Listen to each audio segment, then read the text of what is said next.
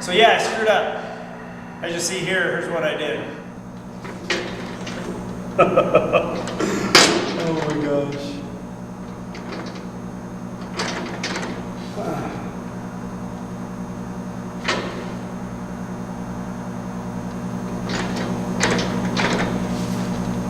Okay.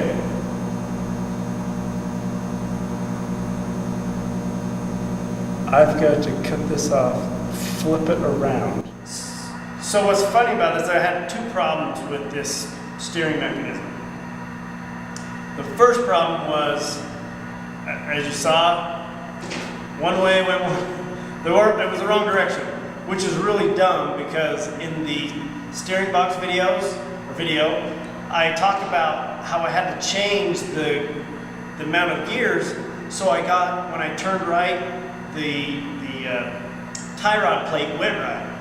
And that was true when I had it drawn that way. But at some point I had changed the position of it and I had turned the box over. So what was happening is here, I'll show you on this little sketch. So I set up the steering box so as the input shaft is turned one way, the output turns the same direction. So if I'm turning to the left, then the output turns to the left. Okay, so that's and this is where I made the mistake. So if I was turning a gear or a motor or something, this was right, or this is right. However, I'm talking about linkages that, and not a circular connection, but I have linkages that are fixed points. So they only work in a 90-degree zone. So what I did is, when I set it up, I had that output shaft going down this way. So when I turned this way, this was going this way, but what was happening is it was pushing the wheels that way.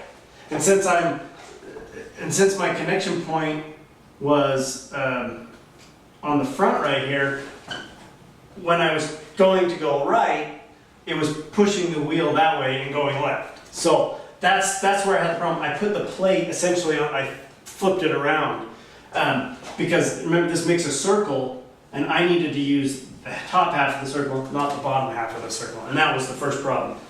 So it just really took reorienting it back to where this was up and it was pushing the right direction. It took a little bit of re-maneuvering where that was going to be because the pedals were very close.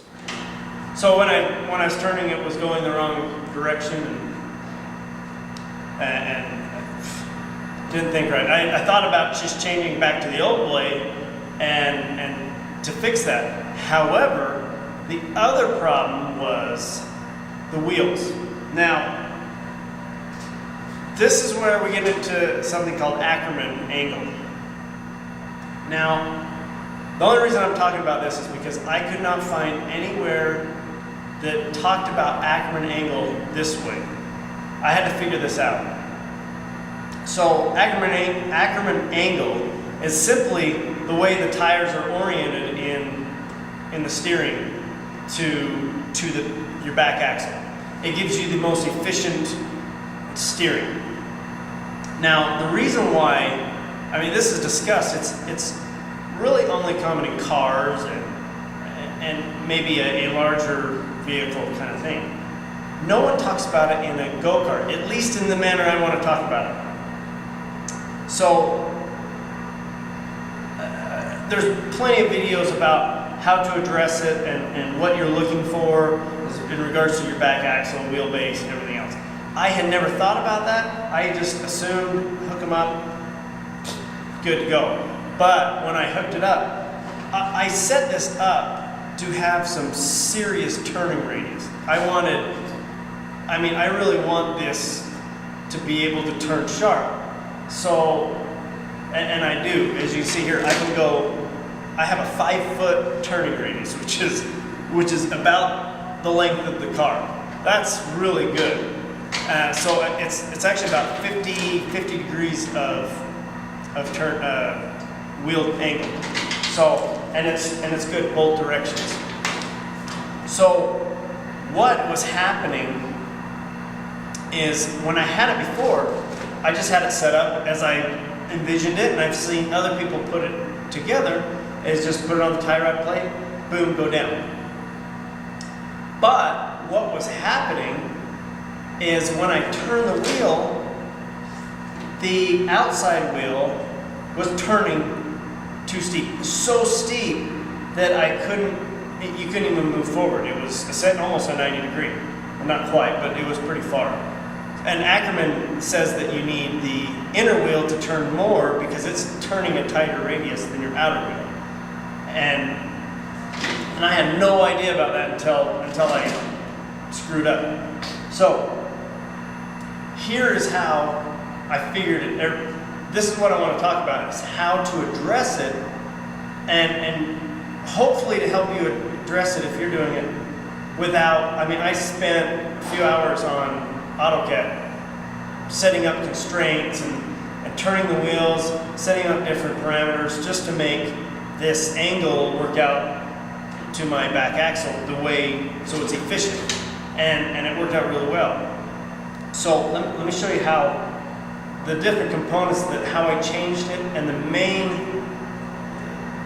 main eureka moment that came up and went, oh, that's it. So, all right, let me get a light in on this so you can see what's going on. So the key to this, and this is what no one talks about, in order to get the Ackermann angle, or that efficiency of steering, is the arc length or the sweep of the inner tire, whichever direction you're going, needs to travel more than the outer tire. Well, when you look at people building go-karts, no one talks about that. I've heard some people talk, oh, we got to set up Ackermann, but they don't talk about how do you do it. So let me show you here how this works. What I ended up doing is I switched the tie rods. So this side on the tie rod plate goes to the right tire. This one goes to the left tire over here. And I put it underneath just for clearance because they'd hit. And I don't know if you can, I think you could do that on a different setup where you have a shaft coming through and you're maybe hooking on the same bolt. But you need to have, sorry about that, you need to have space between your tie rod points. That is crucial. Even on a wheelbase this long, this is only a 51-inch wheelbase. On a wheelbase this long, even a 1/16 of an inch difference in between these two equates to quite a bit different efficiency. Now, I had just left it how I had it originally. It's not the best, but I moved over about a 1/4 inch each of these, and it gets better. I might change that later on. I don't know. But that was the key that nobody talks about. Change which side connects to what side and make them so they clear. And if you have and I'll do a quick sketch on a bigger one, or just a single shaft, how you would accomplish this. But that way, when you're turning, this one, when I'm going right, is actually traveling further than the other side. And then it's opposite the other way. It's actually traveling more to the left when I go the other way. So that's how I accomplished that. And it took me way longer than it should have. That's what I was talking about. I wish somebody would have talked about how do you actually address that issue. Not, everyone talks really well about what you want to see, what to expect, but that was where I changed. That's where I had to figure out how do you get the one tire to turn harder than the other, and that's what I figured out. I just ended up switching them, and it worked out really well. Now, I also found out that most people don't really care about this. And if you're doing a go-kart and you're only doing 20 to 30 degrees of of wheel turn, you don't need to worry about it. It's not going to be a big deal. But when you're coming clear over, now let me show you this. When you're getting some serious angle on those tires, you need to address that because it will not turn. And when you have something light like this, the tires just skid. In a car, if you had this, you'd probably hear some squealing or some other things. So you can see how much angle's there. That's about 51 degrees. When we come over to here, see how that one's actually less. That one's only about 47, I believe. So this one is less because it's traveling in a longer arc than this inner wheel. And then when we turn the other way, it's the total opposite. And we're all the way in, 51 degrees, 47 or something. So that was my key. I wanted something that turned sharp. So it's my suspicion that high-end racing karts probably address this issue with different adjustment points and different things. In my research, I was kind of suspecting that they do that, but the way that they do it, it didn't work for my setup. So, and they didn't really get into depth on how it's adjusted. They just talked about if it's this way, do this, and there was only a little mention of Ackermann and that efficiency of. And I don't know how many racing karts, I'm not familiar with them, how steep they need to go. So, but by far this one has a lot of, 5-foot radius. I'm pretty happy about that. It's actually a little more than I had planned, a little less, if you will. So I screwed up. I redeemed myself. It ended up turning out really well. A little bit of work. I had started it. I screwed up, as you saw in that picture, that video. But took about a week of thinking about it. I was debating whether I was going to post the video or just going to do a new one. I thought I was going to have to tear the whole thing down and completely abandon the steering box. I do have a little bit of gear lash or backlash in those gears. I'm going to put some steering stabilizers on there, which of course that would be in line with what I'm doing. It's way over the top, but it'll be really nice. I already got those worked out, and they're going to mount on the bottom. I ordered those.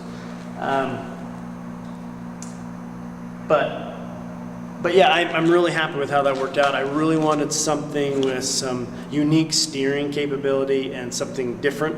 It was very disappointing when I had no idea about that. I learned a lot about how that steering works, and I thought maybe I'll just tie them together. That's actually worse, or it's about the same, but it can make it worse.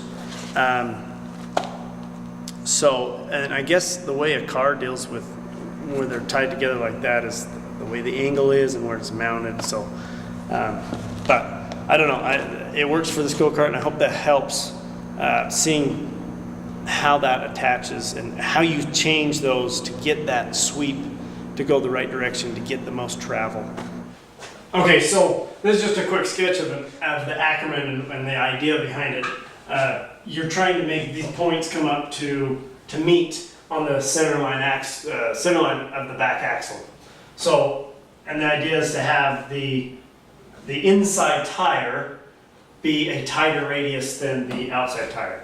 And that's, you can see that's how it does it. They call this Ackermann angle, and there's certain anti-Ackermann, pro-Ackermann. I don't know about any of that.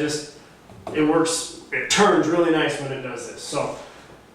So how I accomplish this, as I showed on the cart, I just swap the two. So if this is the connection point on the tire, the kingpin, and then connection point on the tire, kingpin, I hooked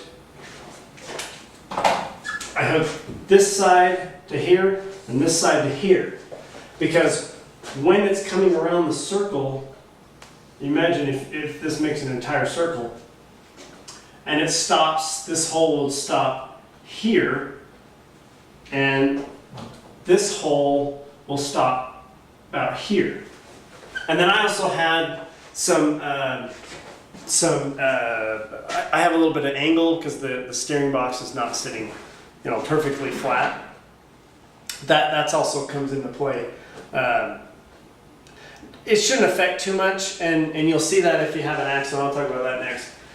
If you have just a single steering axle or steering column, it does affect, and you see that because it's not a linear motion because you're changing elevation. So what's happening is this length in reference to this point is traveling more than that one. Technically, they're both traveling the same amount, because if you just measure the arc lengths, I'm sorry, not that one, here to here, they're exactly the same because they're on a fixed point.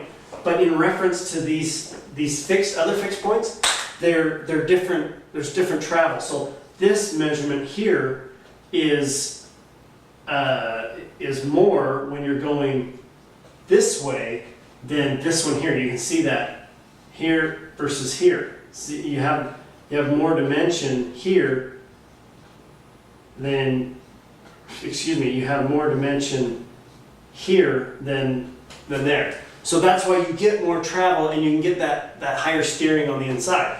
So that's why you need to just switch those. So let me show you if you're just doing a single without the crazy gearbox and everything.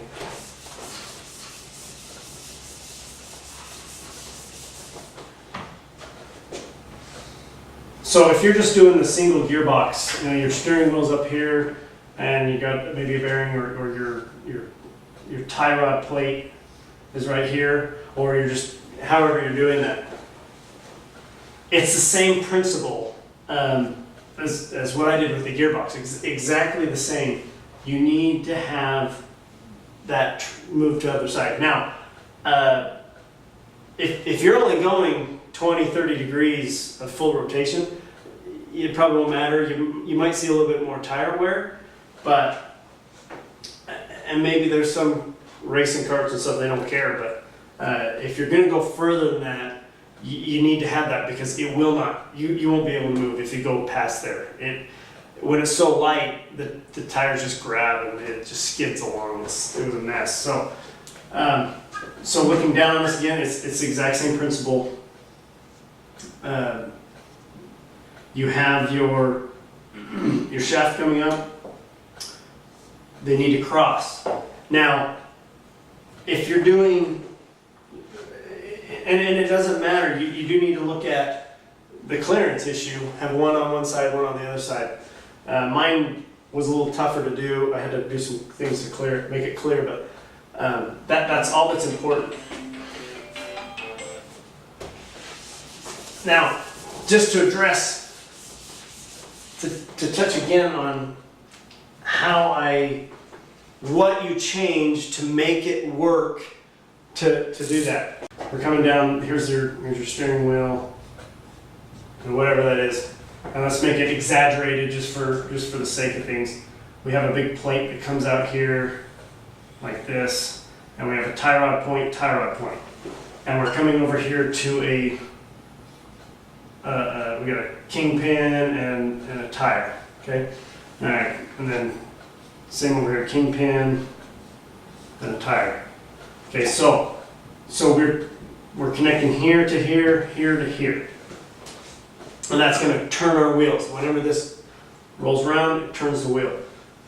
So if we want, if we draw it out and we end up having, let's say we get too much on the outer one and it comes up like this, and that's what I was getting. That's what you get when you just tie them together. You get this big space up here, and you get too much angle on your outer wheel. So if that's the case, you need to put more distance between your tie rod points. That's how you change that angle. And vice versa. If you set it up and your one tire is actually going the other way, where it's passing over, you need to bring them closer together. So, and then this distance right here affects the angle, because it's all based on that arc moment And so whatever you put here also helps with the effort. If you're having a hard time turning, you don't have enough force, bigger steering, you either go to a bigger steering wheel or make this plate taller, but you will get more feedback onto your steering. So that's how, and that's what I wish I could have found is how do you get this to do that Ackermann angle? How do you get that? What do you have to change in order to get that to do that? And that's it. Cross those, and then it's how far apart they are. And of course, there is a little bit of relationship on how far out you are. I mean, if you're 3 feet away, you're going to get a little different. A little bit of movement here is going to make a big difference. So that's what I wish somebody would have. Nobody talked about that. So maybe there's someone out there that knows, and I just didn't find it. But that's what I found out. So I hope that helps you in figuring that out if you're trying to do that.